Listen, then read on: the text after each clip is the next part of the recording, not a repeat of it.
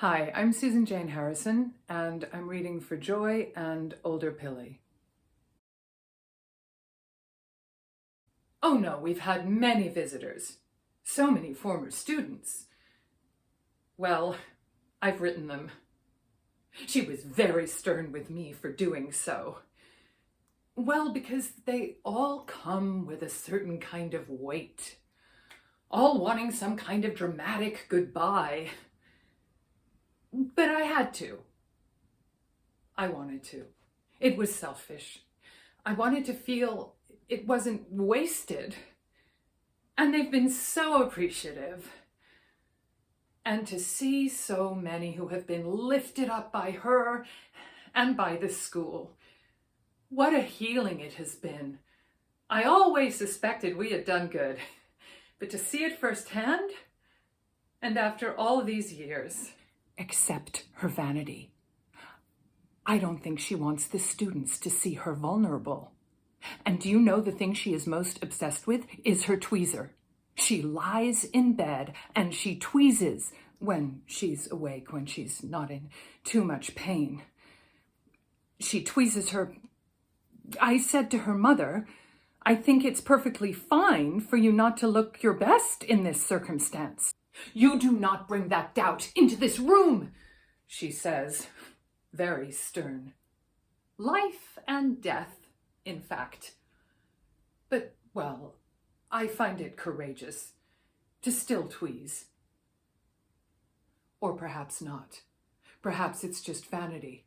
To spend her life caring so little about matter and yet still want to look her best? We have our frailty, don't we? No matter the faith, we still have our frailty.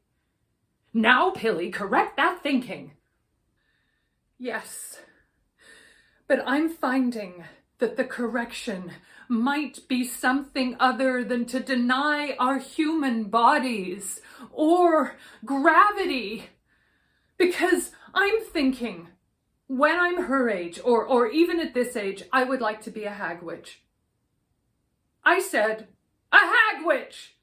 I would like to be a hag witch!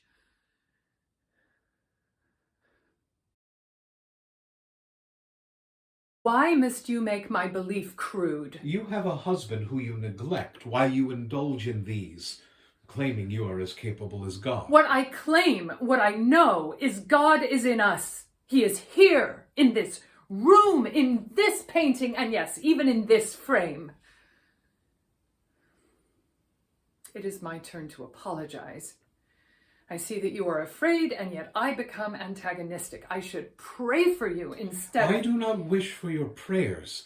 I wish for you to take me seriously. There have been few deaths here, and not since the spring. It has already spread through Europe. Do you not read? Of course. So many of your reading rooms, and yet who is actually reading? Of course I read. Not your lessons, but an actual newspaper. Not everyone agrees we must stay home. The churches are still filled. The markets, even you, I see, have gone to church this morning. Yes, I went, and every cough was a message saying God's plan is that we all should have stayed home. Regardless, it was foolish of me. There was no need. I'm not even devout, just... Aren't you? Enjoying the Sabbath does not make one a fanatic. Devotion is now fanaticism. When one is foolish enough to refuse reality. There is no refusal. Merely a difference of opinion on what reality is. Well, yes.